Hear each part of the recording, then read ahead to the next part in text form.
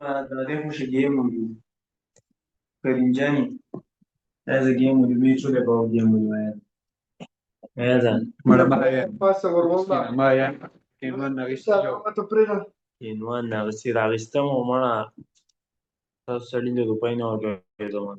हाँ बात को दुनिया चला पड़ा ही करा दोबारा को करना ऐसा कहीं था Anta kamanski diyelim. वेरिफिकेशन करी ना Ma hunir yavşan kar ma kasti işten bada. Kazıdan meçen kuma. मेजमान कॉल दोबारा एकदम आप तीन दफा स्टार्ट की मना जब आवाज ना लगे की Ya start şube bu gudi 10 minut var diye.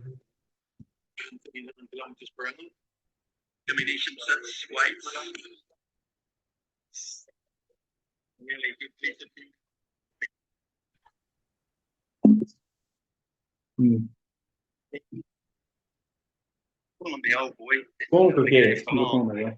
Kau ma da pata है गर्दन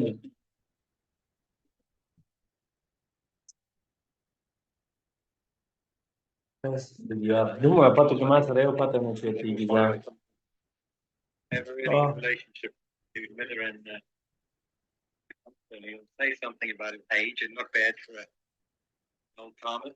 Right, New Zealand got to do something about this now. It's just come to a bit of a grinding halt.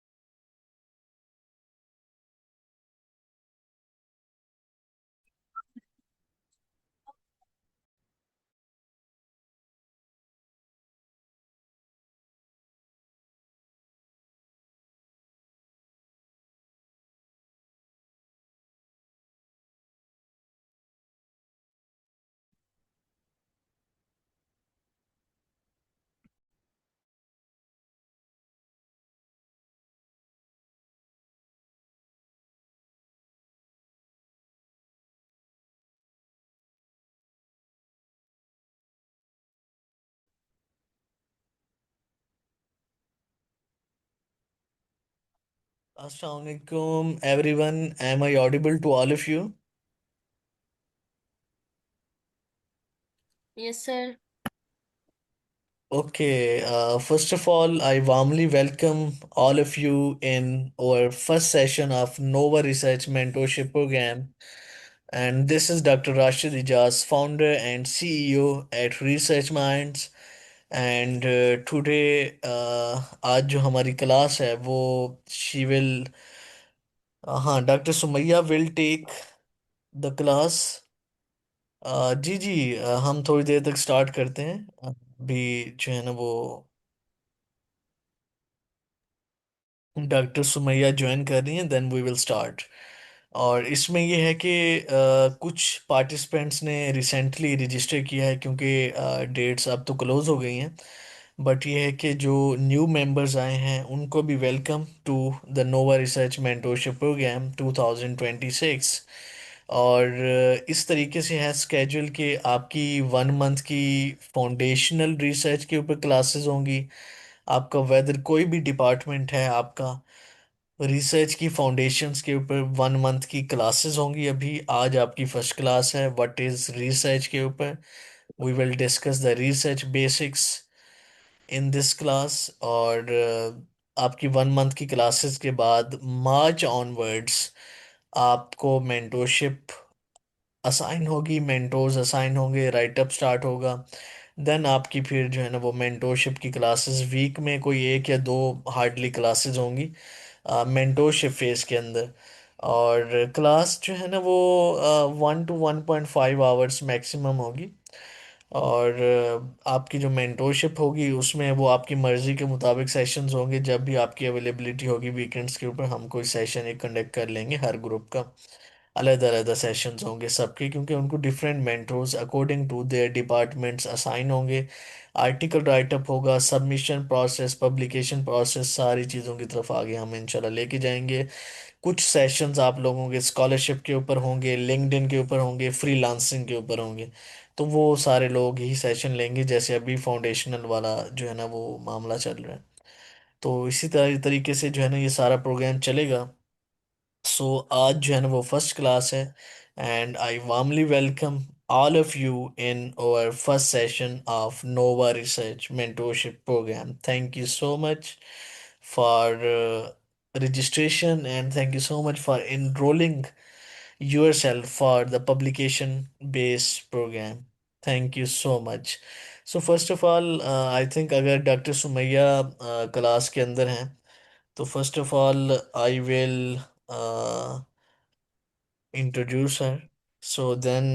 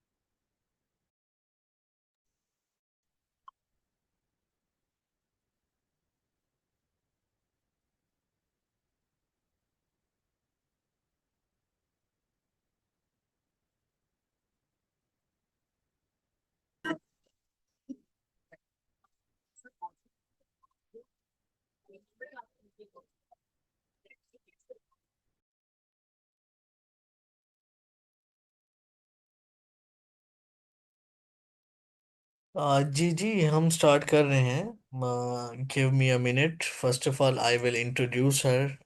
our today's mentor is Dr. Sumaya Anwar, and give me a second, so we will start in few.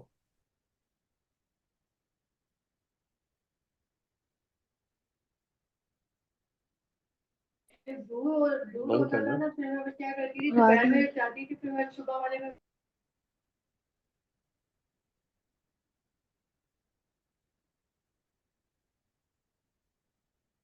अच्छा, इसमें कुछ rules and regulations भी होंगे जो आपको follow करने होंगे। इसमें एक तो आपने अपने आप को म्यूट ही रखना है, सो दैट बाकी लोग जो है ना वो डिस्टर्ब ना हो, कोई बैकग्राउंड नॉइस की वजह से या कोई भी। तो उसमें यह है कि अगर आपने कोई क्वेश्चन करना है तो आप हैंड रेज करेंगे, और मेंटोर जो है ना वो आपको अलाउ करेंगे कि you can unmute yourself and then you will ask any question. कोशिश कीजिएगा कि क्वेश्चंस जो है ना वो इस तरीके से सेशंस चलें कि questions at the end of the session हो, तो वो ज़्यादा बेटर है। लाइक आप अपने हाथ में डायरी रखें एक, साथ में आपके पास बॉल पेन हो, आप उसमें जो इम्पोर्टेंट पॉइंट्स हैं वो नोट डाउन करते रहें। रिकॉर्डिंग आपको अवेलेबल हो जाएगी आफ्टर द सेशन। तो उसमें यह है कि अगर कोई पॉइंट आपका मिस भी हो जाता है तो आप उसको नोट कर लें, कोई चीज़ समझ नहीं आ रही आप उसको नोट कर लें। At the end of session कोशिश करें क्वेश्चन करें, और क्वेश्चंस आंसर का हमने एक सेपरेट जो है ना वो 10 to 20 मिनट्स का जो है ना वो रखा हुआ है, आप उसमें क्वेश्चन कर सकते हैं। उसके अलावा क्वेरीज वाला हमारा ग्रुप आज से ओपन हो जाएगा। उसमें यह है कि आपका कोई भी क्वेश्चन है तो आप उसमें पोस्ट कर सकते हैं, और उसमें यह है कि मेंटोर्स भी होपफुली एडिड होंगे उसमें, और आपको जो है ना वो मैं हूँ और बाकी मेंटोर्स हैं, तो वो आपको जो है ना वो आंसर इसका कर देंगे उसी क्वेरीज वाले ग्रुप के अंदर भी। अगर कोई चीज़ क्लास के अंदर डिस्कस नहीं होती, अगर कोई चीज़ लाइक मिस हो जाती है, तो आप मुझे पर्सनली भी टेक्स्ट कर सकते हैं, ग्रुप के अंदर पूछ सकते हैं। कोई इसमें ऐसा इशू नहीं है, आपको 1 to 1 मेंटोरशिप मिलेगी। आप डायरेक्टली जो है ना वो अलाइन होंगे सुपरवाइजर्स के साथ, आपकी डायरेक्ट कम्युनिकेशन होगी मेंटोर्स के साथ। तो इसमें कोई मसला नहीं है। This is a flexible program. हम आपको हर लेवल पे गाइड करेंगे इंशाल्लाह। जहाँ पे ज़रूरत हुई आपको एक्स्ट्रा सेशंस की, तो हम एक्स्ट्रा सेशंस भी आपको प्रोवाइड करेंगे। Don't forget.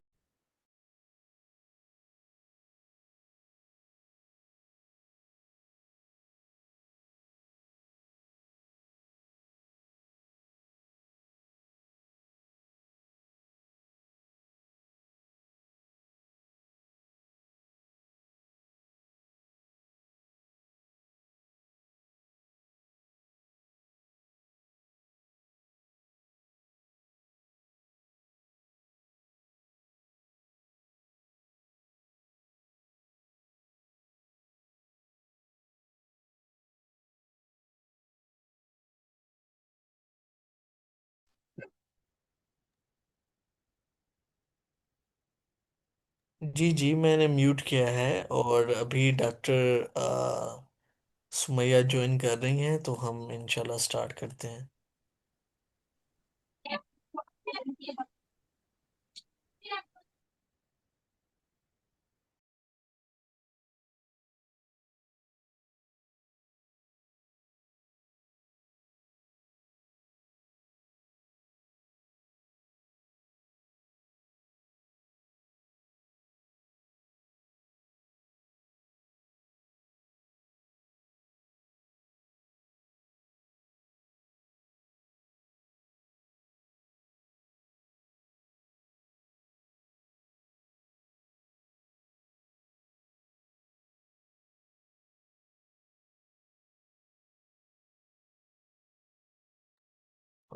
जी, किसी ने हैंड रेज किया था यहाँ पे, आई थिंक।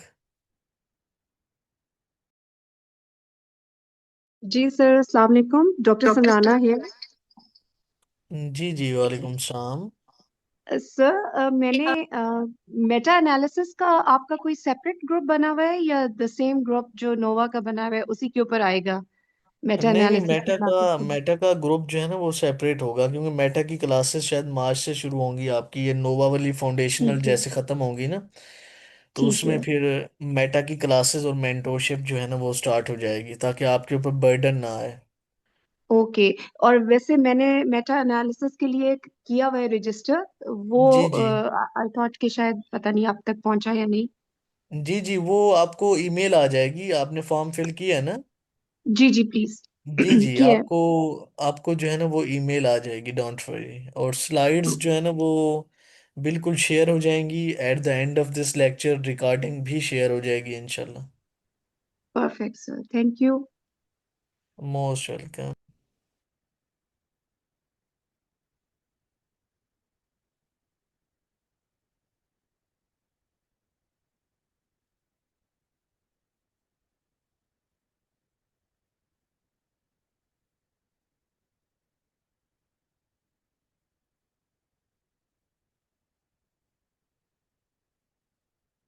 हाँ, अस्सलाम वालेकुम मैम, कैसी हैं आप?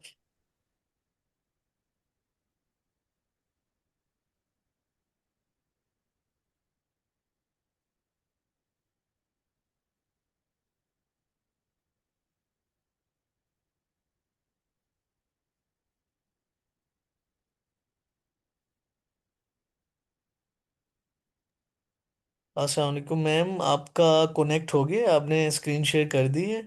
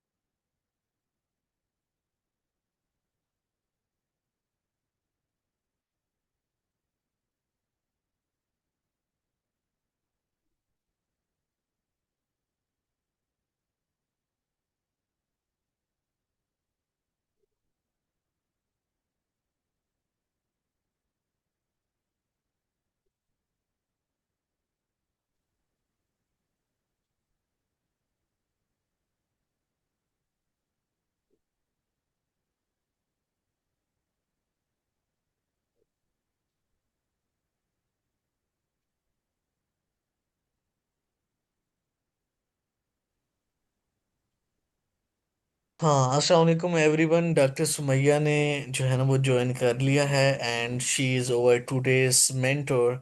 और क्योंकि आज हमारा फर्स्ट सेशन था, तो थोड़ा हमने जो है ना वो कुछ रूल्स एंड रेगुलेशंस की बात की, और कुछ जो है ना वो इंट्रोडक्टरी, और कुछ जो फ्यूचर में हमारी जो है ना वो चीज़ें हैं वो हमने डिस्कस किया। बाकी जो आपके क्लासेस हैं उसमें ये होगा कि टाइमली जैसे मेंटोर ज्वाइन करेंगे, फ़ौरन क्लास जो है ना वो स्टार्ट हो जाएगी। और okay, okay. So our today's mentor is Dr. Sumaya Anwar, and she is a meta-analysis and systematic review mentor at Research Minds. And Dr. Sumaya Anwar is an accomplished cancer genomics researcher and bioinformatics expert with over a decade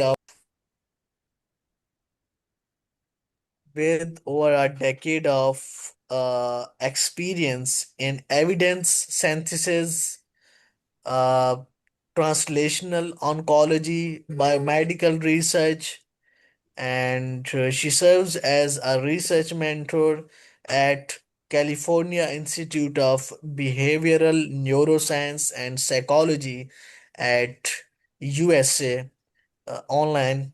Where she provide the international mentorship in systematic reviews, meta-analysis, and scientific writing, guiding students and professionals through every stage of publication process. She's currently doing her PhD at ComStats University, Islamabad, affiliated with the Cancer Genetics and Epigenetic Research Lab.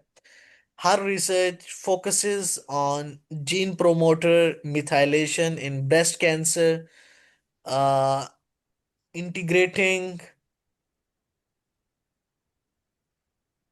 the molecular biology with computational approaches to the advanced precision medicine.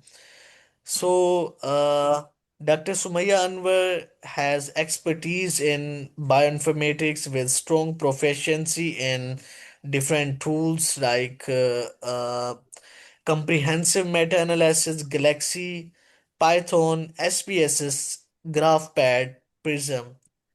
So, at Research Minds, she mentors aspiring researchers in conducting highly qualified systematic reviews and meta-analysis, offering expert guidance in protocol development, data synthesis, statistical interpretation, and publication process. She is dedicated to building global research capacity and continues to empower the next generation of scientists through collaborative mentorship and scientific excellence. So, thank you so much, Dr. Sumaya, for joining us in our today's session. And yes, please, Dr. Sumaya, you can start our first session with the introduction to research, like what is the research, and we will cover the basics of research in this session. Thank you so much.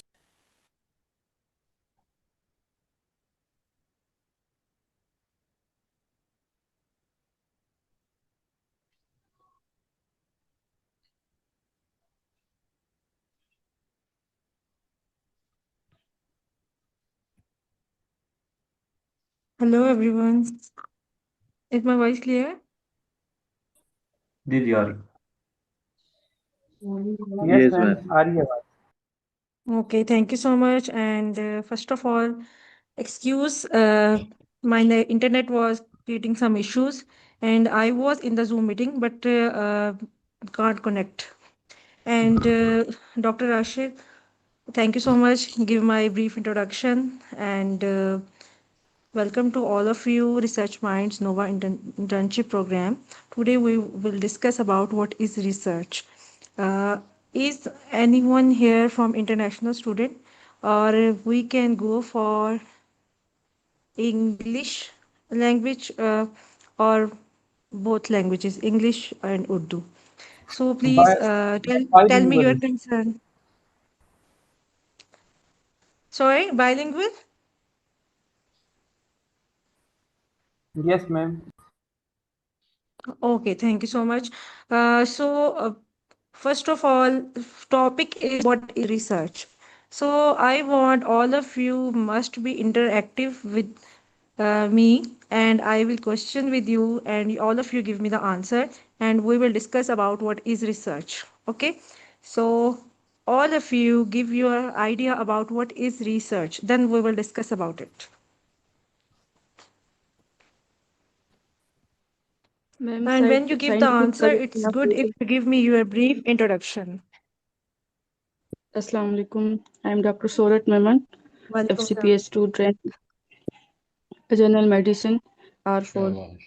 Ma'am, research is scientific collection of data, and to analyze it, it's known as research in scientific way. Okay, yes, it is. And anyone? I want all of you participate with me, and then we start our lecture. First of all, I know how much knowledge you have. What is research actually?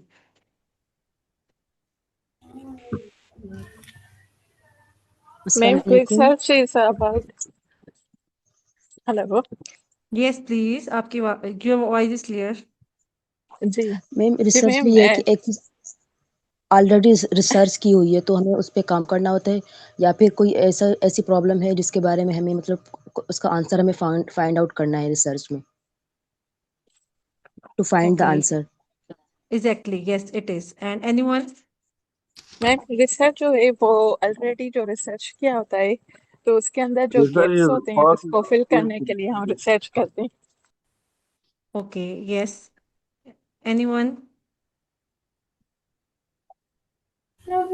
Assalamu alaikum, ma'am. I am Munazzah Takhar. I'm a literature student. Okay. Research means like we find information about a topic and to prove it with the like evidences and in a systematic way and detailed way. And we mostly do have a question to like answer a research question, and then we answer it with the systematic way, like with evidences and other details. Okay, yes, anyone, if anyone want, then I will clear about research.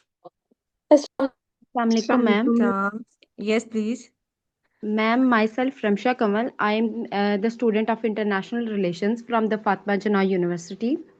So, ma'am, basically, research is the systematic and critical investigation of a problem to generate new knowledge or validate existing knowledge through evidence. Ma'am, Yes, it I am is. Okay, Ariba. Yes, Ariba is waiting for discuss about Assalamualaikum. research.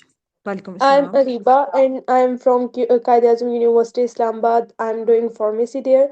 And from as far as I know, research is basically to dive into one topic and to understand that topic completely. And from that knowledge, we create theories and we make laws from them. And it's basically completely know that one topic. Yes, it is. Okay, well, Solia tell us systematic and creative work undertaken to increase stock of knowledge is research. And Aniba saying searching and collecting data. Aniba, for what purpose? What is your purpose for searching and collecting data? You search the data and collect the data. If no purpose, then why we are doing it?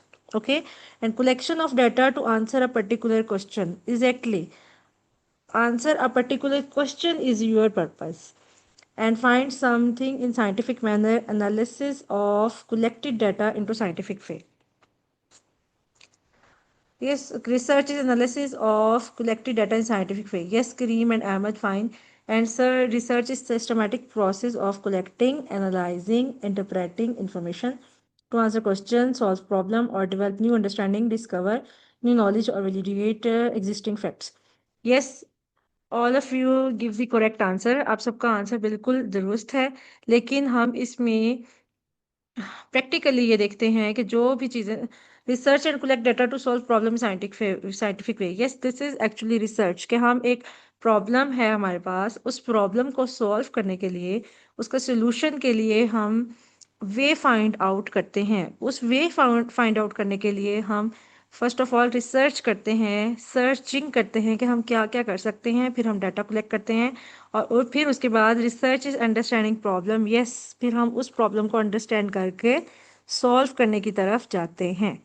ठीक है, research is systematic and critical investigation of problem to generate new knowledge और validate existing knowledge through evidence. Yes, it is Ramsha Kamal. Good. Every one of you give the correct answer, and I am so happy all of you know about what is research, and it's easy for you when we move forward because you have a basic knowledge about research. But its basic knowledge needs to be polished. Like, how can we polish it? First is research. Okay, I'm going to share my screen.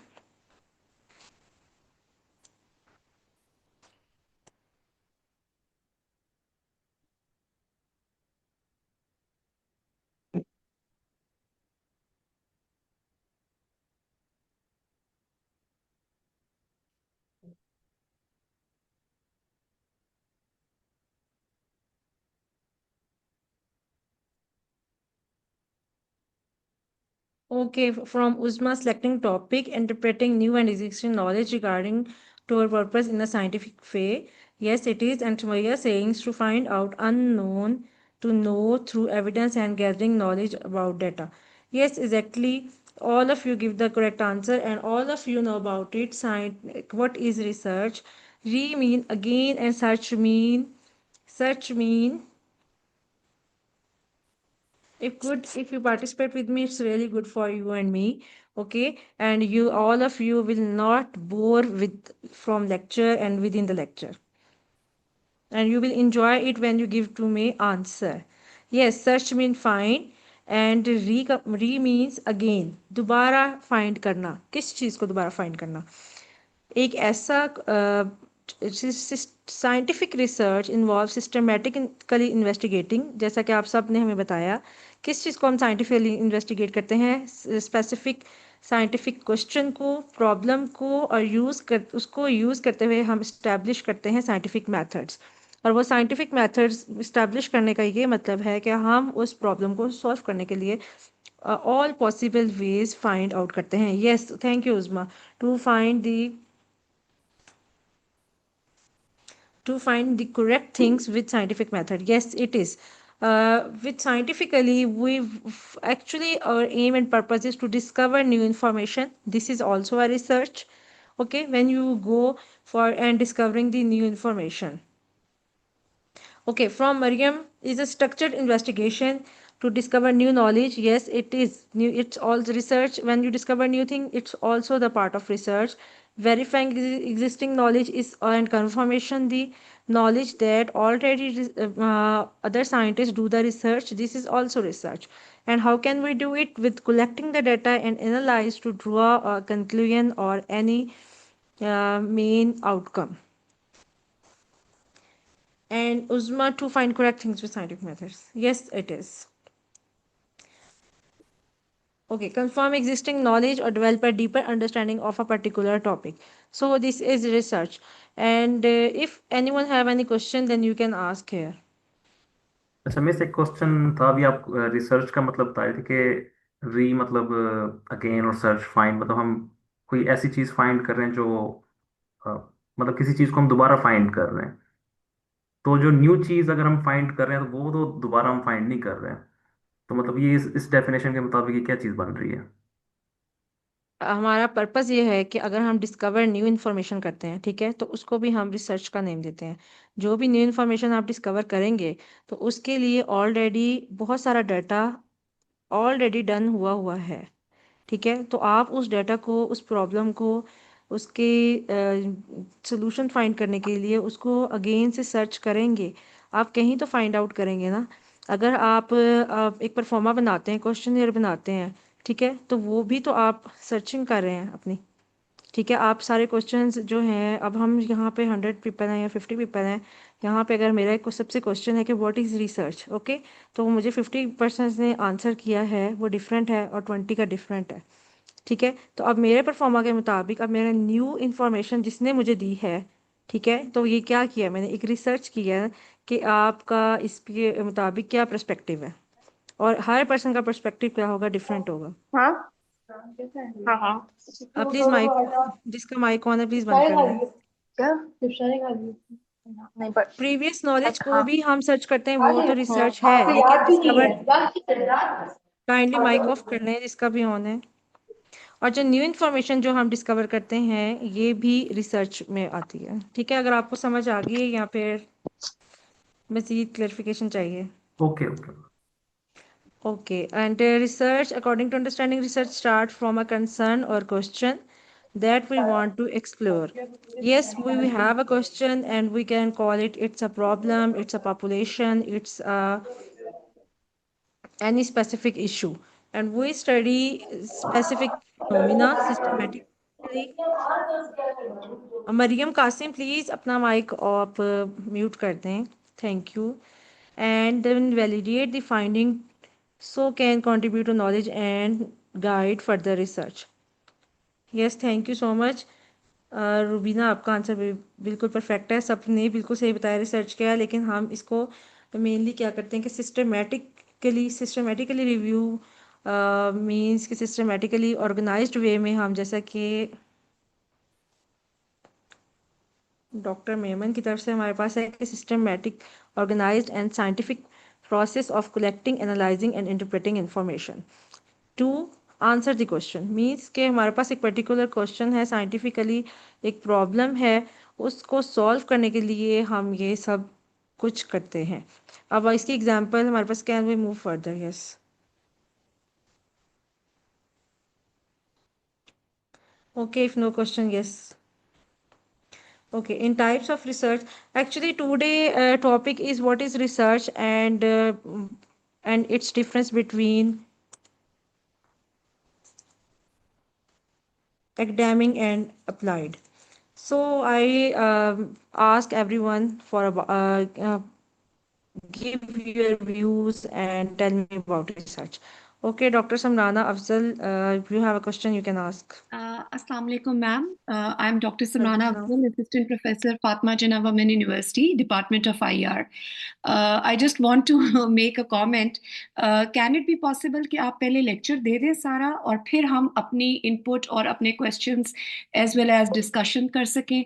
Because ये थोड़ा सा जो है वो एक hodgepodge सा हो रहा है.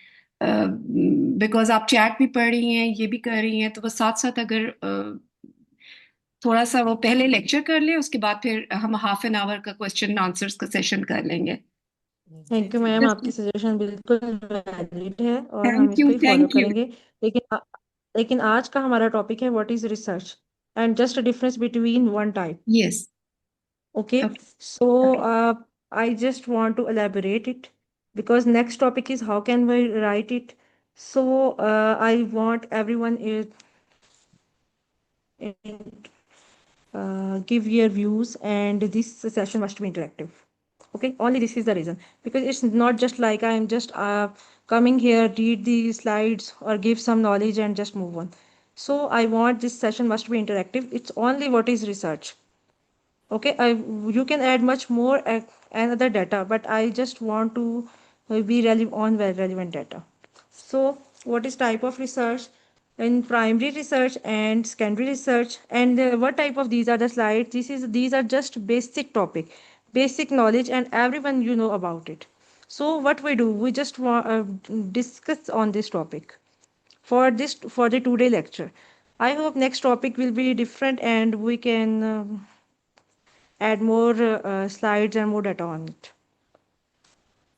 Well, primary and secondary research. Primary is the original research conducted by the researcher, and secondary is that research that already existing data and only for you, only new for you, not for everyone. But in primary research, only new for you and new for the world. एक ऐसी research जो कि बिल्कुल आपके पास जो पहले कभी हुई ही नहीं है उसको हम प्राइमरी रिसर्च कहते हैं, और जो मोस्टली हम स्टूडेंट्स करते हैं और जो रिसर्च ऑलरेडी हो चुकी है, एग्जिस्ट कर चुकी है, उस रिसर्च को हम सेकेंडरी रिसर्च कहते हैं।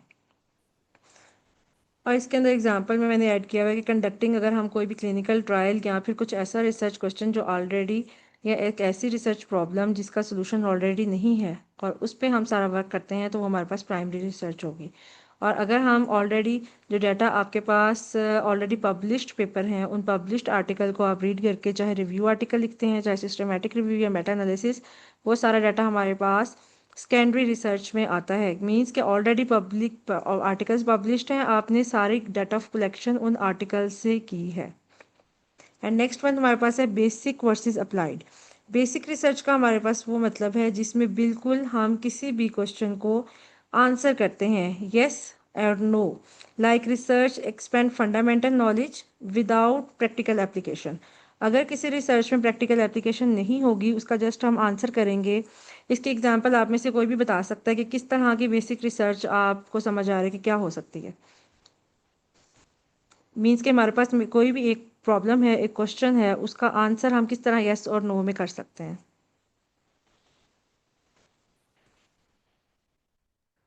अस्सलाम वालेकुम मैम। वालेकुम सलाम जी, प्लीज़। मैम इसमें यह है कि मतलब जिस तरह हम आईआर में मतलब वो क्वालिटेटिव रिसर्च करते हैं तो उसमें प्रैक्टिकल तो कुछ नहीं होता, लेकिन हम क्वालिटेटिव तौर पर एक मतलब थ्योरी उठाते हैं और वो मतलब मिसाल के तौर पर ग्लोबल पॉलिटिक्स पे या मतलब कंडक्ट बिटवीन स्टेट पे अप्लाई करते हैं और हम देखते हैं कि वाकई में स्टेट्स के दरमियान जो रिलेशन है एक थ्योरी के मुताबिक मतलब रियलिज्म के मुताबिक वो है कि नहीं। तो इस तरह हम क्वेश्चंस बनाते हैं और फिर उस थ्योरीज के जरिए हम एड्रेस करते हैं। उसमें मतलब प्रैक्टिकल कुछ एप्लीकेशंस नहीं होती, लेकिन सारा प्रोसेस वो थ्योरेटिकल होता है। बिल्कुल ऐसा ही है कि बेसिक के अंदर हमारे पास ये है कि उसमें हम रिसर्च और यस और नो में करेंगे। हम बहुत ज़्यादा इस साइड पे नहीं जाएंगे कि अगर हमारे पास एक ड्रग हमने डेवलप कर ली है, एक ऑलरेडी हमारे पास एक ड्रग है, तो उसके लिए हम कुछ भी जो ट्रायल करेंगे और क्या वो उसका रिजल्ट, जैसे कोविड की वैक्सीन थी, क्या उसका रिजल्ट हमारे पास है, ट्रीटमेंट आ रही है कि नहीं आ रही। ठीक है, ये इसका मतलब है कि अगर हम ये सब चेक करेंगे तो वो रिसर्च हमारे पास अप्लाइड रिसर्च होगी, जिसमें हम किसी भी स्पेसिफिक प्रॉब्लम को प्रैक्टिकली सॉल्व करने की कोशिश करते हैं, उस रिसर्च को हम अप्लाइड रिसर्च कहते हैं।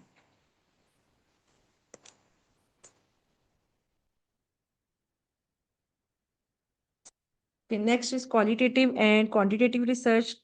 जैसे कि क्वालिटेटिव रिसर्च हमारे पास नॉन न्यूमेरिकल डाटा होता है, उसके एग्जांपल में हम सिस्टमेटिक रिव्यू लेते हैं।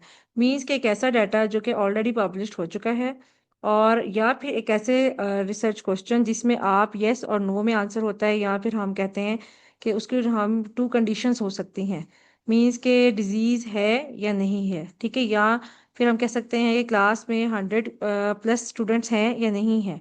तो इस डाटा को हम क्या कहते हैं कि हमारे पास एक क्वालिटेटिव डाटा है, जिसमें नॉन न्यूमेरिकल डाटा होता है, जिसमें 1 2 3 4 नंबरिंग में हमारे पास डाटा नहीं होता, और इसमें हम ओपिनियंस और एक्सपीरियंस्ड जो होता है हमारे पास, उसको भी हम क्वालिटेटिव डाटा में लेते हैं। जिसमें हम कह सकते हैं कि अगर आप इंटरव्यू लेते हैं और परफॉर्मा, जिस तरह अभी एग्जांपल दिए एक स्टूडेंट ने, बिल्कुल उसी तरह के अगर हम कोई डिफरेंट परफॉर्मास फिल करवाते हैं, उसमें हमारे पास डिफरेंट क्वेश्चंस होते हैं, उनको हम क्वालिटेटिव जो है हमारे पास रिसर्च में वो आता है। ठीक है, एग्जांपल में हमारे पास एक interview about patient experience, means अगर आप पेशेंट हिस्ट्री लेते हैं तो वो भी आपके क्वालिटेटिव डाटा में आएगी। और क्वांटिटेटिव डाटा में हमारे पास आता है focus on the numerical data. कोई भी नंबरिंग में डाटा जैसे हम लेते हैं, जैसे आप एज कह सकते हैं, ठीक है, age is in data in number, BMI, height, blood pressure, these all are the quantitative data. And ये, और इस डाटा की बेस पे हम स्टैटिस्टिकल एनालिसिस करते हैं। और इसमें मेरे पास एग्जांपल में है कि अगर हम ब्लड प्रेशर लेवल हम क्लिनिकल स्टडी में करें तो ये हमारे पास क्वांटिटेटिव रिसर्च में आता है। डिस्क्रिप्टिव एंड एनालिटिकल का क्या मतलब है? डिस्क्रिप्टिव मीन्स कि कोई भी ऐसी रिसर्च जिसमें आप सिर्फ रिपोर्टिंग करते हैं, रिपोर्ट कर रहे हैं, डिस्क्राइब कर रहे हैं, ये करेक्टरिस्टिक्स बता रहे हैं, इवेंट बता रहे हैं, बजाय ये कि हम उसको उस डाटा में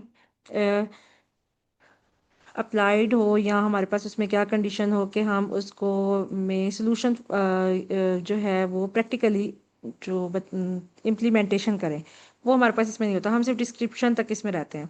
और एनालिटिकल में इसका ऑपोजिट होता है कि हम एग्जामिन करते हैं, रिलेशनशिप्स बताते हैं between variable to understand cause and effect. Means के कॉज एंड इफेक्ट के अंदर जो भी आपके रिलेशनशिप्स होंगे, जो भी आपने इन्वेस्टिगेशन की है, और रीजंस हम बताते हैं, को रिलेशंस इसके अंदर हम बताते हैं, वो हमारे पास, और कंपैरिजन एनालिटिकल रिसर्च में आता है। इसमें एग्जांपल में डिस्क्रिप्टिव में हमारे पास है कि हम रिपोर्ट करें number of breast cancer cases जितने भी हैं, या फिर लंग्स कैंसर आपके रीजन में, या फिर वर्ल्ड वाइड। और एनालिटिकल मीन्स कि आपने इन्वेस्टिगेट किया है ओबेसिटी और किसी भी कैंसर का रिस्क, या फिर हार्ट डिजीज का रिस्क क्या हो सकता है। तो ये हमारे पास जो रिसर्च आती है, ये एनालिटिकल रिसर्च में आता है।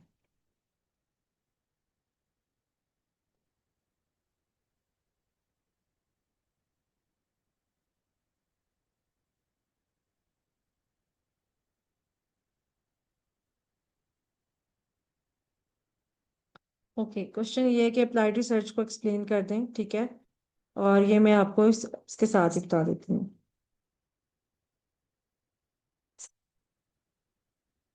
अप्लाइड रिसर्च का मतलब यह है कि कोई भी ऐसी रिसर्च जो आपने कंडक्ट की है और आप ट्राई कर रहे हैं कि आप उसका प्रॉब्लम सॉल्व कर सकें, तो उसको आप क्या करेंगे, आप उसको प्रैक्टिकली इम्प्लीमेंट करेंगे।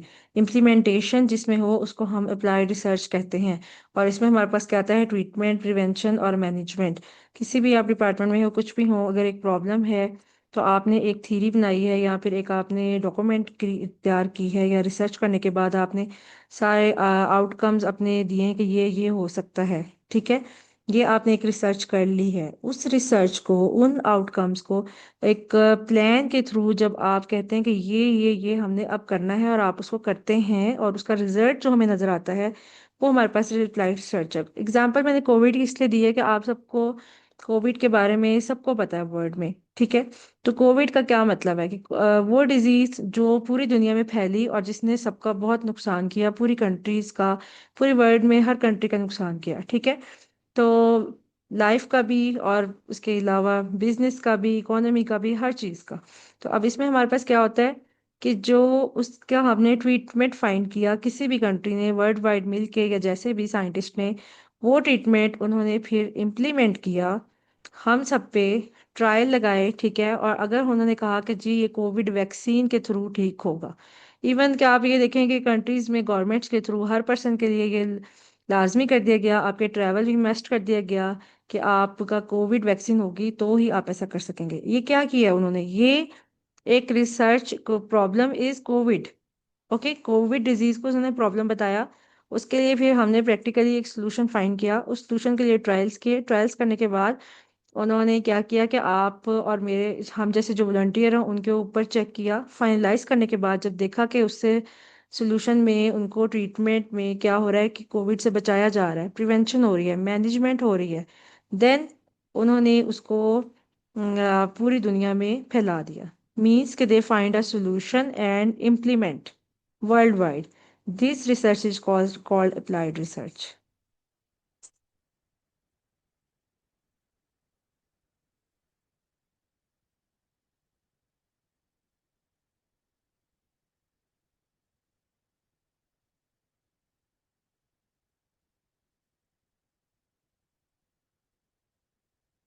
Types of research again explain, which type of research, कौन सी type of research explain करें?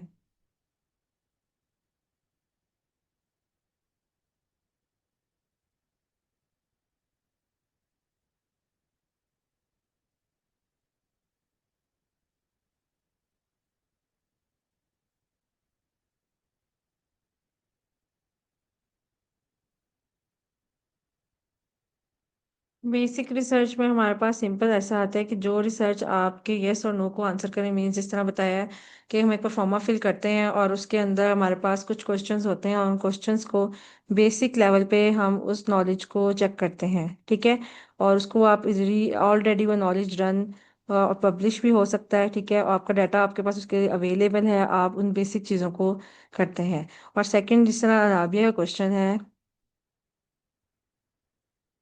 जी जी साइट्स आप सबको मिल जाएंगी, उसकी आप कोई परेशानी ना लें। तो आज का टॉपिक वैसे भी बहुत ज़्यादा बेसिक है, ठीक है, और इसमें कुछ ऐसी बात नहीं है जो आप सबको समझ ना आती हो। सिर्फ हमारे पास टाइप्स ऑफ रिसर्च और रिसर्च क्या है उसी की हमारे पास मेन क्वेश्चन आज के स्लाइड्स हैं।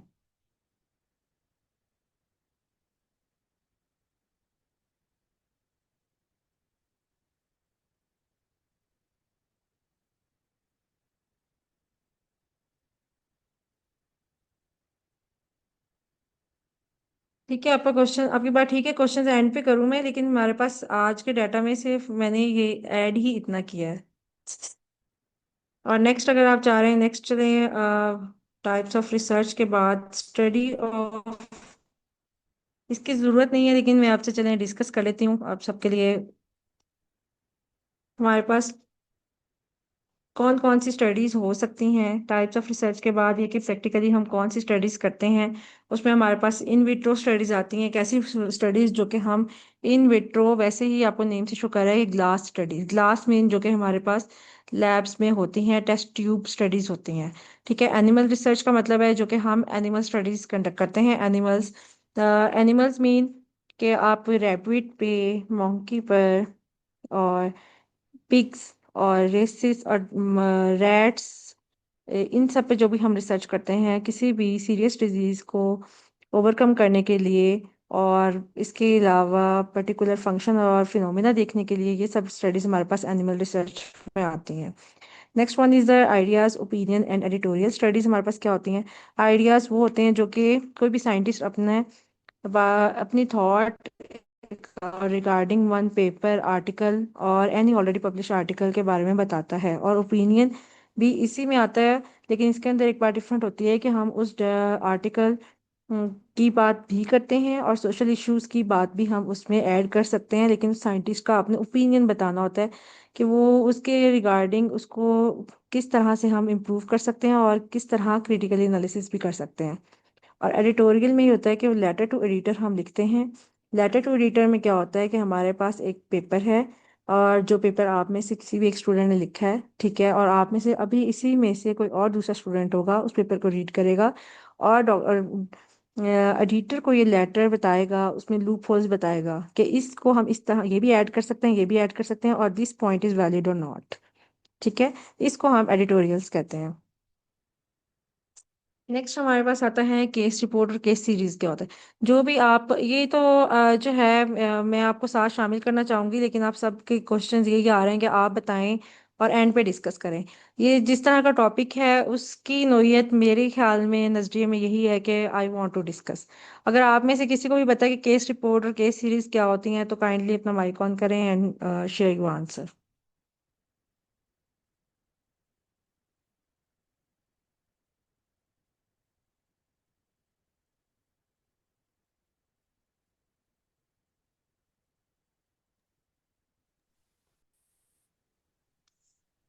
No one is मैम जैसे interested in it, or everyone wants. I just read the slides, go through, and in the last, all of. Ma'am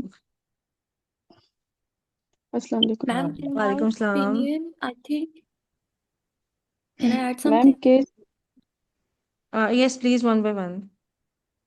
Okay. Ma'am excuse me, अस्सलाम वालेकुम। Walaikum salam. जी ma'am, मैं असीसुल हसन हूँ।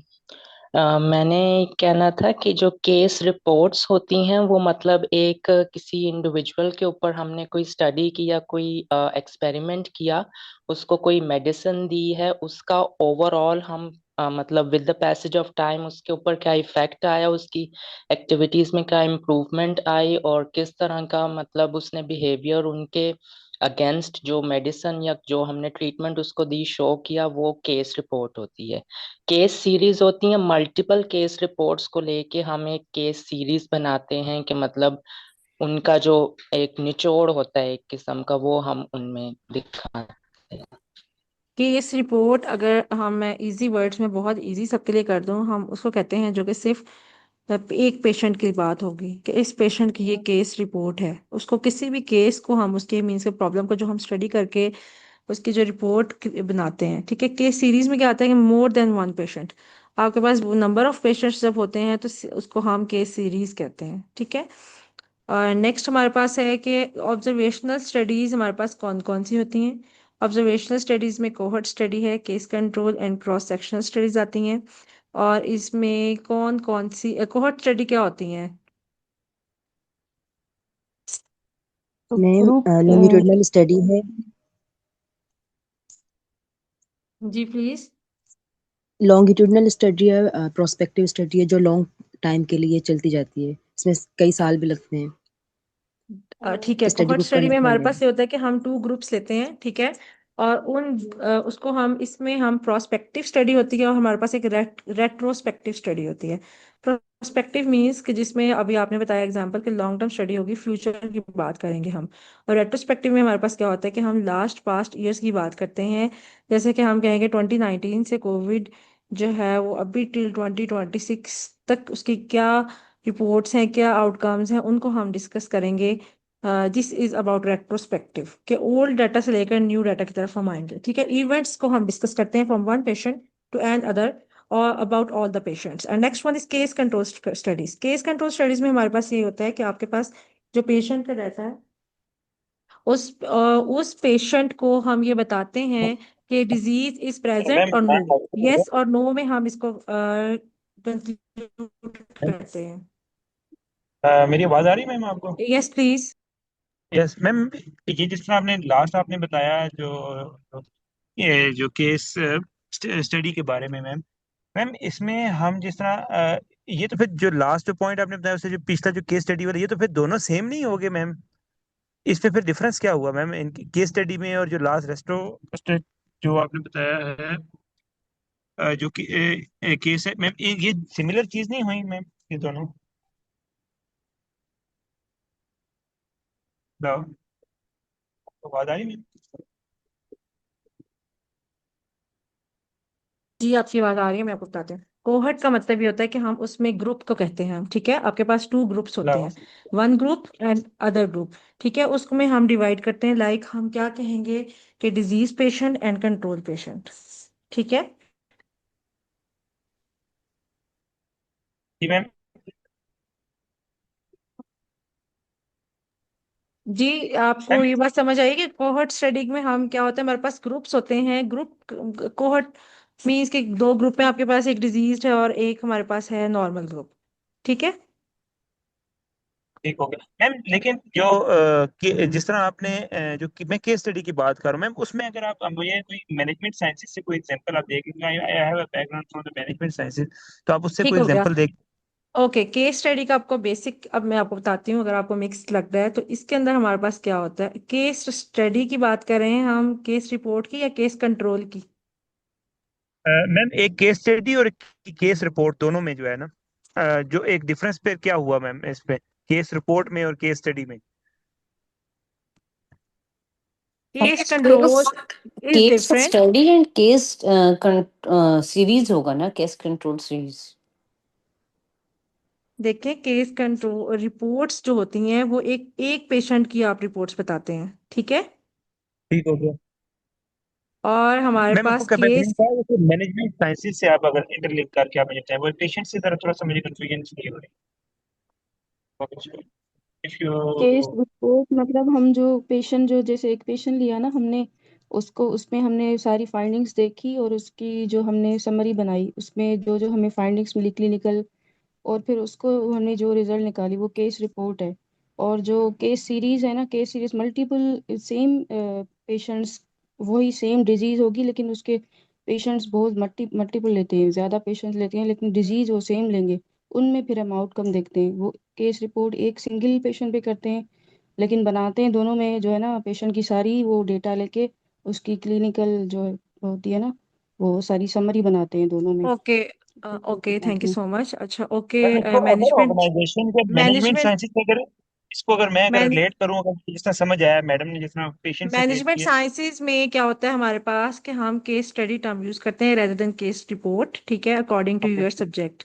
Okay, इसके okay अंदर हम क्या analysis कर सकते हैं, आपकी कंपनी अगर कोई भी है उसके क्राइसिस से रिलेटेड आप डिस्कस कर सकते हैं, ठीक है। स्ट्रेटेजी हो सकती है कि और डिसीजन मेकिंग एंड आउटकम्स को लेते हुए। अब एग्जांपल में हम सबसे ज़्यादा हम क्या यूज़ करते हैं, स्मार्टफोन यूज़ कर रहे हैं, ठीक है, मोबाइल हम यूज़ कर रहे हैं।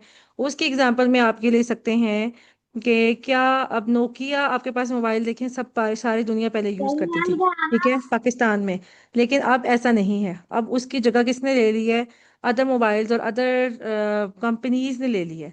अब यहाँ पे ये कंपनी जो है मैनेजमेंट के लिहाज से ये फोकस करेगी, क्या फोकस करेगी कि नोकिया ने क्या अपनी मार्केट लूज कर दी है स्मार्टफोन की तरफ, क्या स्ट्रेटजी हो सकती है उनकी, किस तरह से वो उसको इम्प्रूव कर सकते हैं। और मैनेजमेंट लर्निंग में हम क्या कर सकते हैं कि डिसीजन मेकिंग का वो बना सकते हैं, अपनी स्ट्रेटजीज बना सकते हैं और ऑर्गेनाइजेशनल वे पे बना सकते हैं, ठीक है। आपको अब मेरे ख्याल में कुछ समझ आ गई है मैनेजमेंट साइंस के लिहाज से कि नहीं?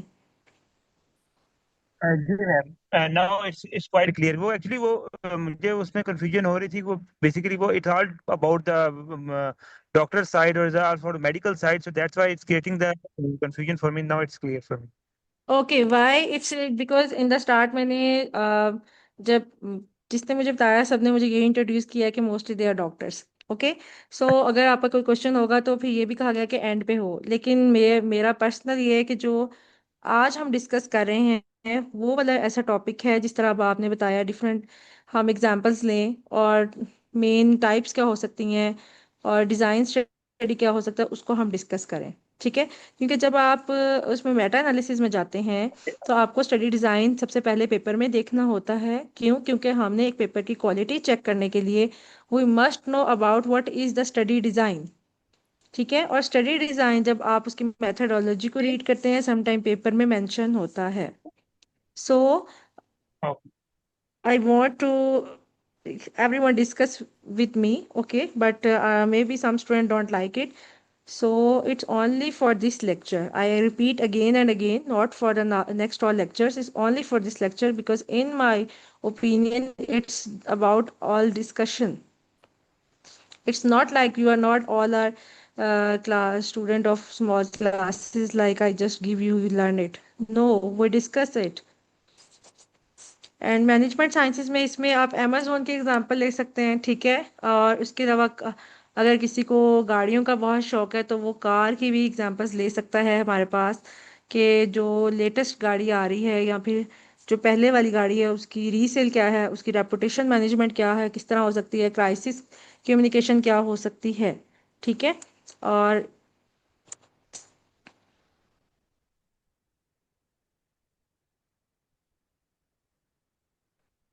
कोहर्ट का मतलब होता है हमारे पास ग्रुप्स, कि किस तरह हमने उस ग्रुप्स में उसको डिवाइड किया है। ठीक है, पहले प्लीज ये मैं पायरामिड कंप्लीट करूंगी, अदरवाइज जो क्वेश्चन स्टूडेंट से पहले सजेशन दिए है माइंड करेंगे कि हमारे सजेशन को नहीं उस पर फोकस किया गया।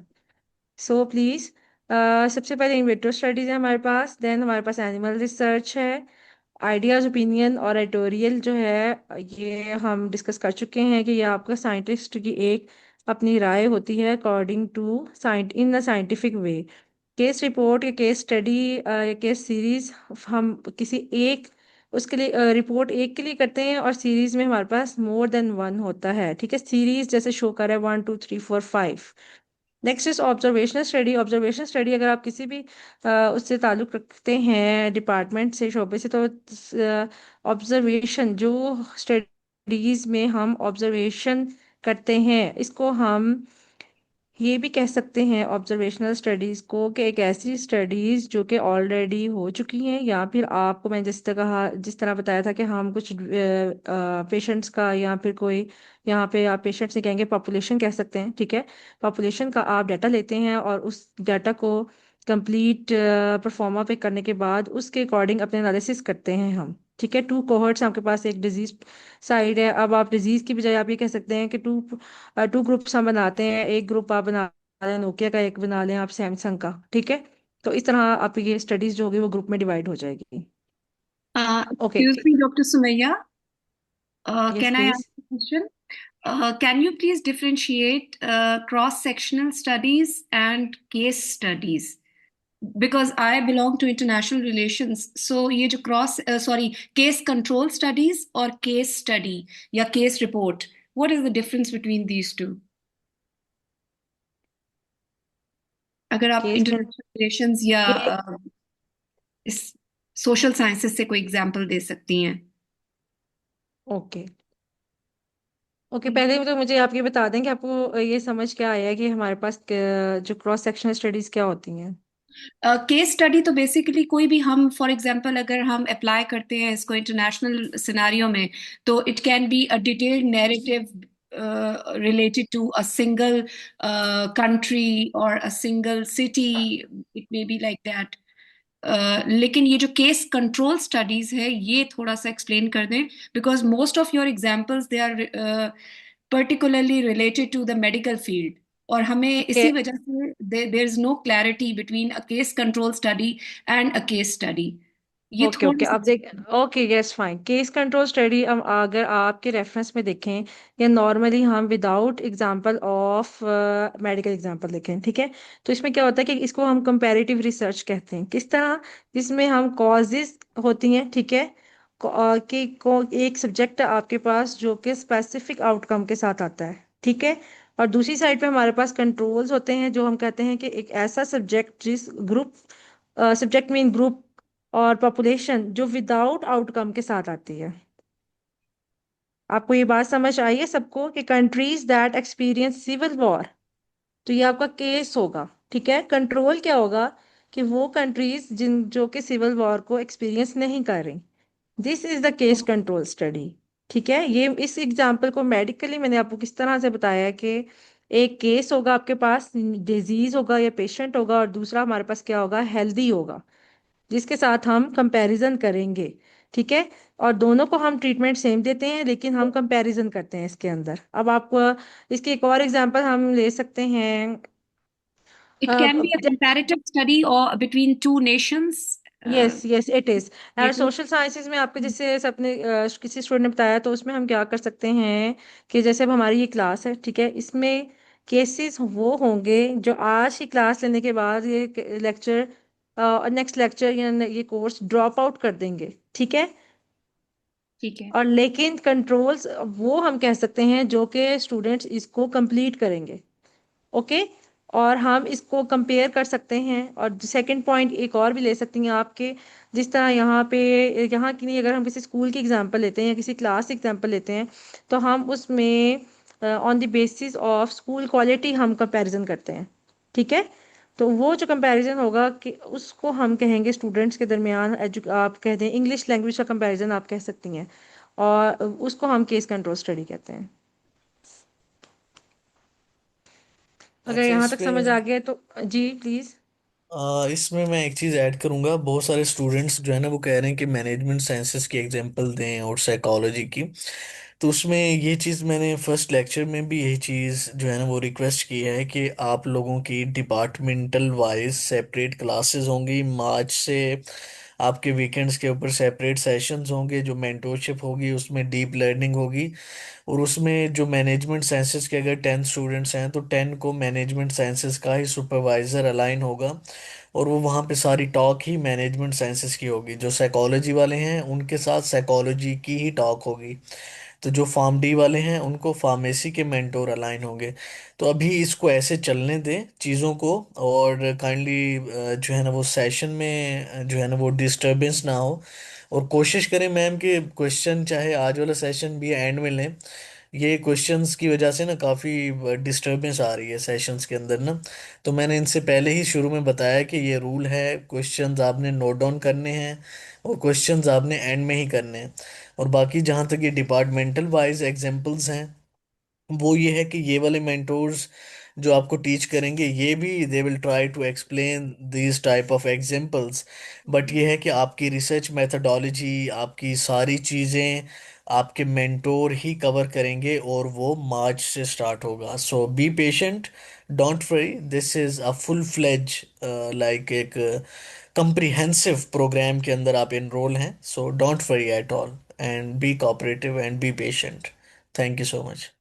Thank you so much sir, लेकिन ऐसा है कि मैंने खुद कहा कि इस सेशन में, इस डिस्कशन में सब शामिल हो, इंटरेक्टिव हो, सो एवरीवन कैन अंडरस्टैंड। जैसे कि मैं एग्जांपल्स दे रही थी मेडिकल से रिलेटेड, लेकिन जिनको समझ नहीं आ रहा था तो that's is not a good thing कि वो आज के लेक्चर में ऐसे ही जाते और उनको कुछ समझ ना आता।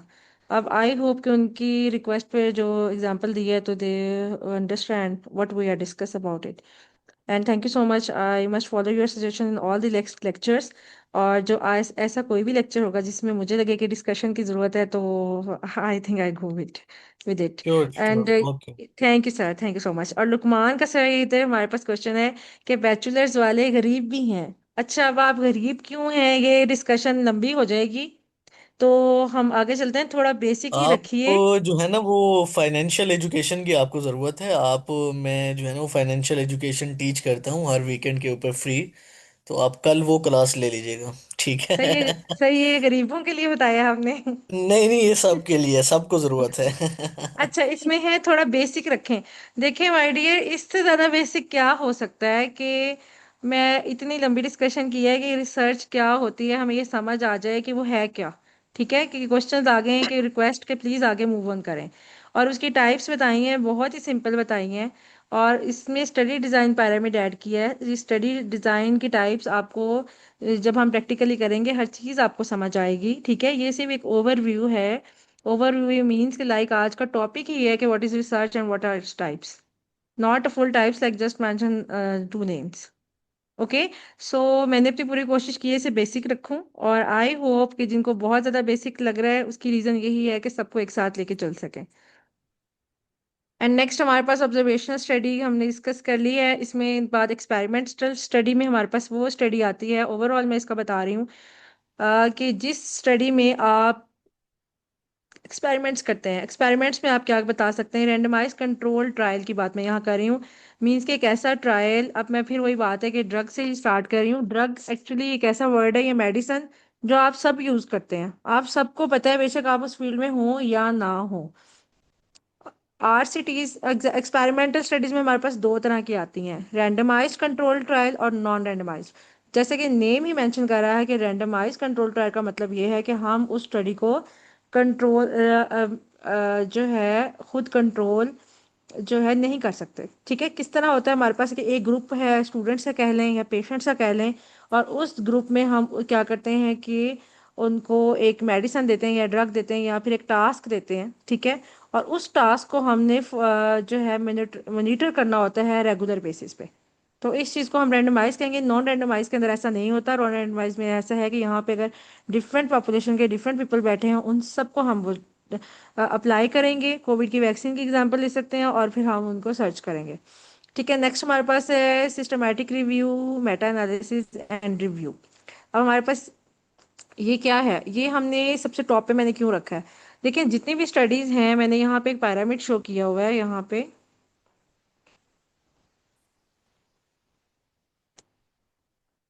यहाँ पे एक पैरामिड ये शो किया है, लेवल ऑफ एविडेंस मींस कि what is the quality of the study, कितनी ज़्यादा वो स्टडी स्ट्रोंगर है। अब हमारे पास इन विट्रो स्टडीज, हमारे पास स्टडी डिज़ाइन में स्ट्रोंगर स्टडीज में हम इसको ऐड नहीं करते, ठीक है। और इसी तरह मैंने ये एरो शो किया है कि ये हम ऊपर लेवल जा रहे हैं तो हमारे पास जो रिव्यूज़ होते हैं, रिव्यू में सबसे सिस्टमेटिक रिव्यू और मेटा एनालिसिस हमारे पास सबसे stronger and high level of evidence है। इसकी रीज़न ये, अब मैंने यहाँ पे ये पैरामिड क्यों डिस्कस किया आप सबसे, क्योंकि नेक्स्ट आप जितनी भी क्लासेस लेंगे आपके यहाँ तो वो रिव्यू आर्टिकल होगा, क्योंकि इस कोर्स के अकॉर्डिंग या वो आपका सिस्टमैटिक रिव्यू होगा या फिर वो आपका मेटा एनालिसिस होगा। सो अगर आपने ये कोर्स ज्वाइन किया है और आप इन तीनों में से किसी भी कैटेगरी पे पेपर लिखते हैं और पब्लिश करते हैं तो you done the strong and higher strongest evidence and quality of the paper. All other are difficult to do it and it's really easy to do it. आप बगैर किसी लैब के जस्ट अपने कंप्यूटर के साथ review article, systematic review and Meta analysis कर सकते हैं। आरसीटी और अदर ऑल स्टडीज़ के लिए आपको लैब्स चाहिए, ठीक है। आइडिया एंड ओपिनियन भी हम कर सकते हैं, ये भी सिर्फ राइटअप करना होता है, लेकिन it's not too much stronger क्योंकि इसमें हम ओपिनियंस की बात करते हैं। इसमें क्या होता है हमारे पास, अब मैं नेक्स्ट पॉइंट डिस्कस करूंगी यहाँ पे, बाइसनेस, रिस्क ऑफ बाइसनेस होता है। रिस्क ऑफ बाइसनेस का मतलब ये है कि अगर मैं फेवरेटिज्म कर रही हूँ, ये शफक का हैंड मेरे सामने शो हो रहा है, शफक शहजादी की मैं फेवरेटिज्म कर रही हूँ, उनको फेवर दे रही हूँ इस ऑल पूरी क्लास में, तो इट्स मीन्स कि आई एम बाइस्ड, मैं अपनी फेवर शो कर रही हूँ उनके लिए कि she is best student, she is best writer, ये मैं बाइस्ड हूँ। जबकि 100 स्टूडेंट में ऑल स्टूडेंट्स आर इक्वल, सब अपने आउटपुट दे रहे हैं, सब मुझे से डिस्कशन कर रहे हैं, it means I am not biased, everyone is equal for me. इसलिए क्या होता है कि रिव्यू आर्टिकल में, सिस्टमैटिक रिव्यू में और मेटा एनालिसिस में हम क्वालिटी चेक्स रखते हैं जिसकी बेस पर हमारे इसमें पेपर्स में बाइसनेस बहुत कम होती है, लोअर बाइसनेस होती है और क्वालिटी बहुत स्ट्रांग होती है। सो आज का हमारा टॉपिक इतना ही था, what is research, its types and its I add it is additional one, कि अगर आप सब ने ये कोर्स लिया है तो आपको इसका बेनिफिट ये हो कि आप रिव्यू नहीं तो सिस्टमैटिक रिव्यू और मेटा एनालिसिस एक आर्टिकल अपना ज़रूर पब्लिश करें। और ये बहुत स्ट्रॉन्गर है, अगर आप इंटरनेशनली भी अप्लाई करते हैं या जहाँ भी करते हैं तो इनकी बहुत वैल्यू है, ठीक है। और अब आप में से किसी का कोई क्वेश्चन है तो आप पूछ सकते हैं। अच्छा, और इसके अलावा जो है ना ये सर्वे बेस्ड रिसर्च भी कर सकते हैं, जिसमें obviously they will write the original article और उसमें हम इनको जो है ना वो इथिकल अप्रूवल लेने में भी हेल्प करेंगे। कुछ डिपार्टमेंट्स के लाइक सलीमा भी यूनिवर्सिटी के साथ वी हैव एन एमओयू, और वहाँ से भी इथिकल अप्रूवल जो है ना वो डॉक्टर अली लेके देंगे, जो जितने भी फार्मेसी वाले स्टूडेंट्स हैं, पब्लिक हेल्थ के और बाकी बायोमेडिकल वाले, तो उनको तो वहाँ से हेल्प हो जाएगी। बायो साइंसेज और जितने भी वहाँ पे जिन जिन यूनिवर्सिटीज़ के साथ हमारे एमओयूज हैं, उनके जो भी डिपार्टमेंट हैं, तो उनसे रिलेटेड इथिकल अप्रूवल लेना कोई मसला नहीं है। तो ये है कि आप सर्वे बेस स्टडी भी कर सकते हैं और आप उसमें ओरिजिनल आर्टिकल भी कर सकते हैं। साइकोलॉजी और सोशल साइंसेज वालों के लिए भी आप लोग कर सकते हैं, we have the separate mentors. Natural sciences वालों के लिए भी ये सारी चीज़ें आपको जो है ना मेंटोरशिप फेज के अंदर जो है ना वो होंगी बिल्कुल। तो सबके लिए जो है ना, सबको मेंटोरशिप फेज में मार्च से हर किसी को डिपार्टमेंटल वाइज ग्रुप्स बनेंगे, डिपार्टमेंटल वाइज मेंटोर असाइन होंगे, departmental wise area of interest के अकॉर्डिंगली रिसर्च होगी। जो मेटा लिखेंगे वो डॉक्टर सुमैया के अंडर जो है ना वो काम करेंगे, सिस्टमेटिक रिव्यूज़ वगैरह। और रिव्यू आर्टिकल के लिए जो बायोमेडिकल है के हैं वो डॉक्टर अली के साथ काम करेंगे। तो ये है कि don't worry, this is a full fledge, जो मैंने बात की आपसे, ये एक पूरा स्ट्रक्चर्ड रिसर्च प्रोग्राम है। तो कहीं पे आपको एक्स्ट्रा सेशंस की ज़रूरत होगी, हम वो देंगे आपको। तो ये है कि आप बिल्कुल भी जो है ना वो परेशान ना हो, कोई चीज़ समझ नहीं आ रही बार बार पूछें, तो इसमें कोई ऐसा मसला नहीं है, ठीक है। तो यस, अगर किसी के क्वेश्चंस हैं तो मैम जो है ना वो अवेलेबल हैं, you can do. Okay, thank you sir.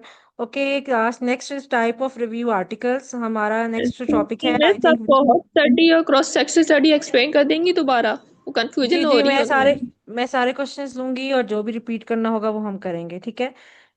Well हमारा आज का टॉपिक था व्हाट इज रिसर्च।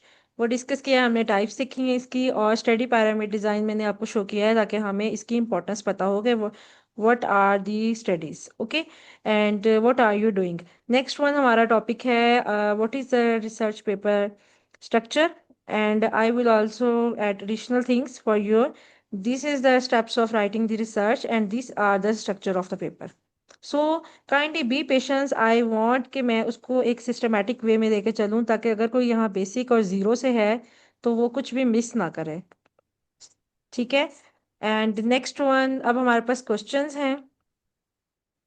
क्वेश्चंस में सब कुछ रिपीट हो जाएगा, ठीक है। अब यहाँ पे मैं लास्ट से स्टार्ट कर रही हूँ।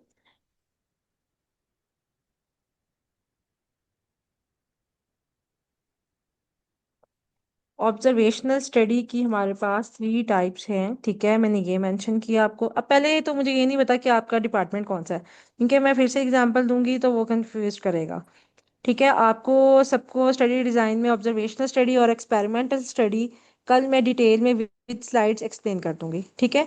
आज मुझे आइडिया नहीं था कि इस पे हम मैंने डीप जो है कन्वर्सेशन करनी है, तो इस वजह से मैंने उसको जस्ट नेम मेंशन किया और एविडेंस ऐड किया, ठीक है। और इसलिए इसकी डिटेल अगर हमें ज़रूरत है, जैसे कि मुझे लग रहा है कि यस है, तो मैं इसको ऐड करूंगी और एग्जांपल्स मैं हर तरह से ऐड कर दूंगी, ठीक है।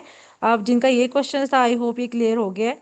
Observational study regarding and RCTs and any type of study. And next हमारे पास है क्वेश्चन कि गायनी की आपने ओरिजिनल रिसर्च करनी है।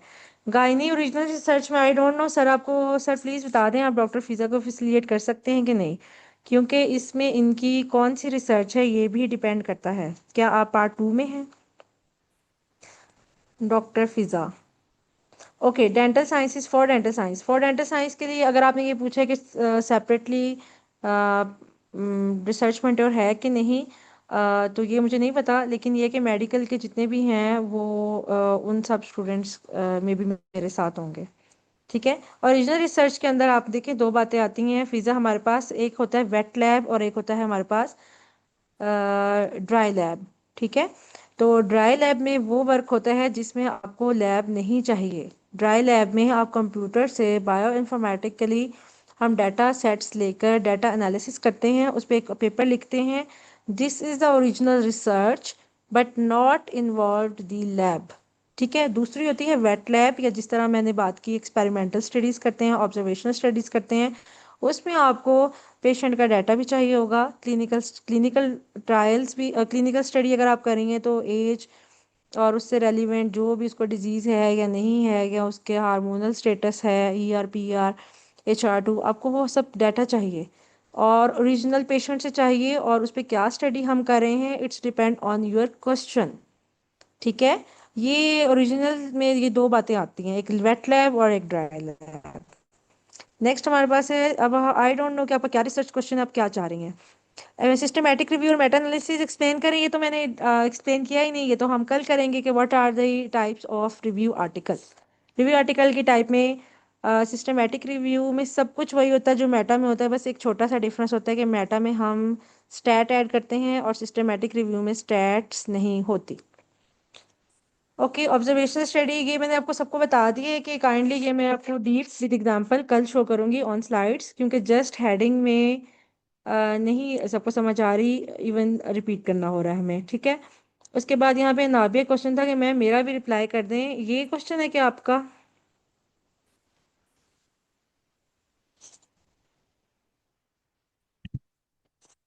अच्छा ठीक है, ओपिनियन आइडियाज और एडिटोरियल क्या होते हैं, ये मैं आपको इसके एग्जांपल से मुझे शो करना पड़ेगा आपको, ठीक है। और मैं आपको कर देती हूँ, ये हम एक सेकेंड बस।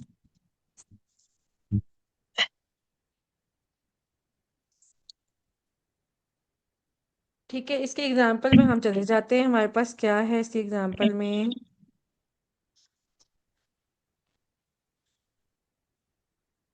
अब देखिए, आपको मैंने डिफरेंट आर्टिकल शो कर रही हूँ। सबसे पहला आर्टिकल ये है हमारा लेटर टू एडिटर, ठीक है, जो लेंसेट में पब्लिश्ड है। और ये देखें, इस लेटर टू एडिटर का क्या मतलब है कि मैंने एक आर्टिकल रीड किया, उसके अकॉर्डिंग जो बात मुझे समझ आई, ठीक है, मैंने उस एडिटर को वो अपना लेटर सबमिट किया। ठीक है, उन्होंने क्या किया कि जहां जहां रिक्वायरमेंट थी चेंज करने की, उन्होंने मेरे लेटर को पब्लिश किया। ठीक है, ये लेटर टू एडिटर है, यहाँ पे मेंशन किया जाता है कॉरेस्पॉन्डेंस और लेटर टू एडिटर। ठीक है, जिसमें मैंने उन्हें शॉर्टली बताया और साथ में अपने रेफरेंसेस दिए। ठीक है, ये बात समझ आई आपको? ये लेटर टू एडिटर है। सिमिलरली ओपिनियन इसी तरह हम लिखते हैं। किसी भी आर्टिकल को मैंने रीड किया, जस्ट सपोज कि आप, मैंने एक आर्टिकल लिखा है, आपने उसको रीड करके अपना ओपिनियन ऐड किया एज अ साइंटिस्ट। ओके, और ओपिनियन लेटर मैं आपको शो करती हूँ।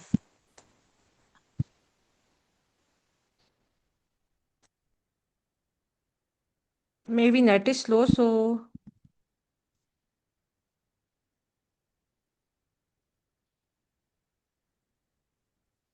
internet connection is unstable, really excuse because it's not in my hand. Okay, अब नेक्स्ट हमारे पास आपको चाहिए ओपिनियन आर्टिकल, हमें देखना है।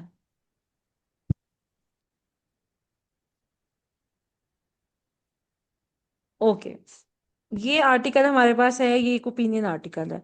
क्या ओपिनियन है? मैंने बात की कि आर्टिफिशियल इंटेलिजेंस इंटेलिजेंस क्या है, डॉक्टर मेडिकल को रिप्लेस कर रही है कि नहीं। ठीक है, और उस क्वेश्चन पे फिर हमने जो डिस्कशन की है हमारे पास, उसको हम क्या कहते हैं कि ये हमारे पास एक ओपिनियन मैंने अपनी बताई है उन्हें, कि मेरे अकॉर्डिंग मुझे ऐसा लग रहा है कि क्या आर्टिफिशियल इंटेलिजेंस इसको कर सकेगी कि नहीं करेगी, और इसको हम कमेंट्री आर्टिकल भी कहते हैं। ठीक है, नेट स्लो है, इसकी वजह से ये देखें हमारे पास क्या है कि हमने, I don't think so it's paid. Okay, it's PDF option.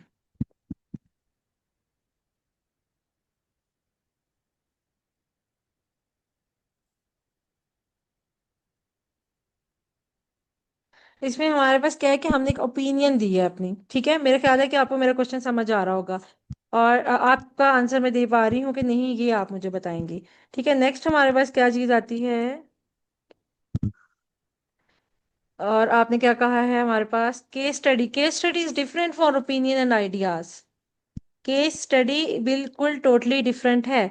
इसकी एग्जांपल मैं आपको साइकोलॉजिकल का अगर आपको चाहिए तो यहाँ साइकोलॉजी का पेपर भी वैसे मैंने किया हुआ है पब्लिश, उसमें भी दे सकती हूँ। ये न्यूरो मेडिसिन की भी जो बात की थी वो हमारे पास साइकोलॉजी का ही पेपर है वो।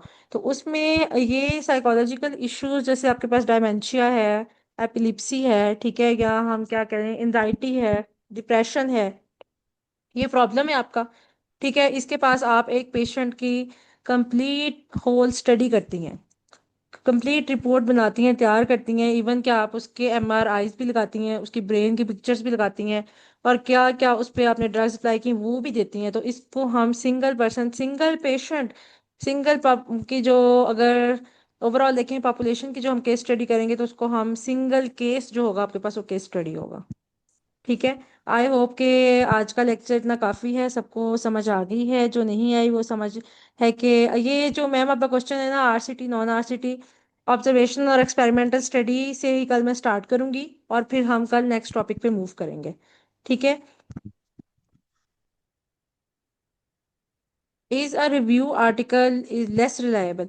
देखें ये हम ये कहते हैं कि लेस रिलायबल है एक्सपेरिमेंटल रिसर्च की निस्बत, लेकिन क्वालिटी देखें आजकल जो सिनेरियो है ना वो डिफरेंट हो चुका है, बिल्कुल चेंज हो गया है। जितने भी डॉक्टर्स हैं, मेडिकल डॉक्टर्स हैं या अदर हैं, तो वो अपने इवन हम, मैंने जो रिसर्च पेपर जितने भी लिखे हैं उसमें प्रोफेसर की डिमांड होती है कि उसमें आप मेटा एनालिसिस भी ऐड करें, और सिस्टमेटिकली ही आपका ये रिव्यू होना चाहिए, और उसी में हम अपना एक्सपेरिमेंट डाटा ऐड करके उसकी पब्लिकेशन करते हैं। ठीक है, सेकंड पॉइंट ये है कि एक्सपेरिमेंट डाटा की अपनी वर्थ है और रिव्यू ऑफ आर्टिकल की अपनी वर्थ है, लेकिन जो pyramid शो मैंने आपको किया है उसमें मैंने आपको क्वालिटी और एविडेंस की बात की है कि स्ट्रोंगर किसका है। क्यों? क्योंकि आपके एक्सपेरिमेंटल स्टडी में रिस्क ऑफ बाइसनेस हो सकता है।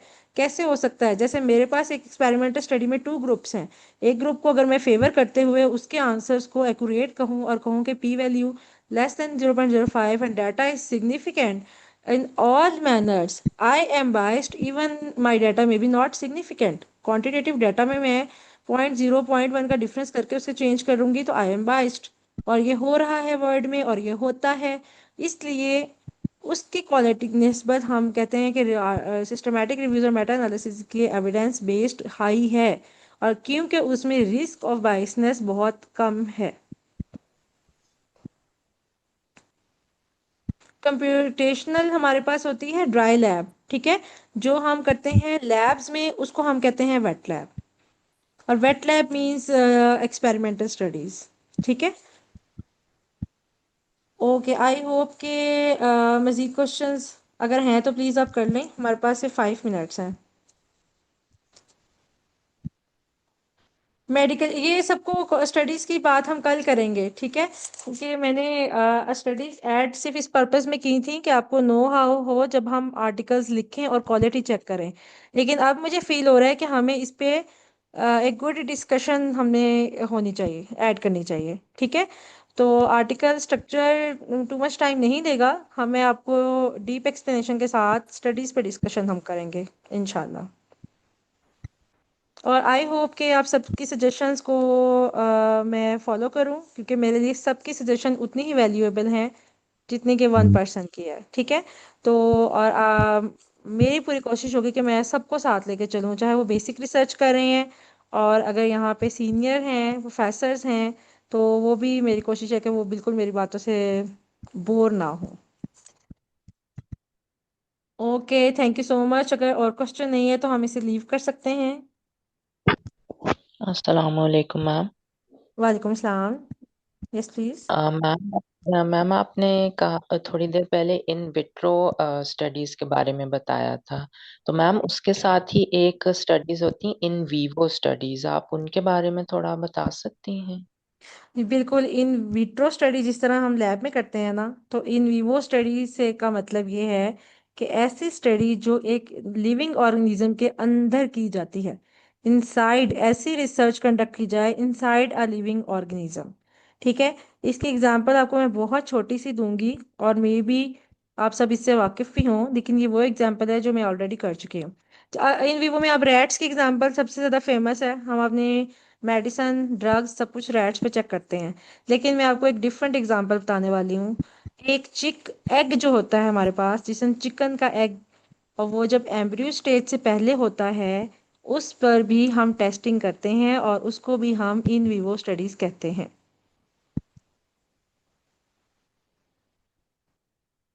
बिल्कुल करीमुल्ला, थैंक यू, आपकी एग्जांपल परफेक्ट है। Okay, thank you so much. Okay class, Hafiz. Sir आप अगर हैं तो क्लास लीव कर दें।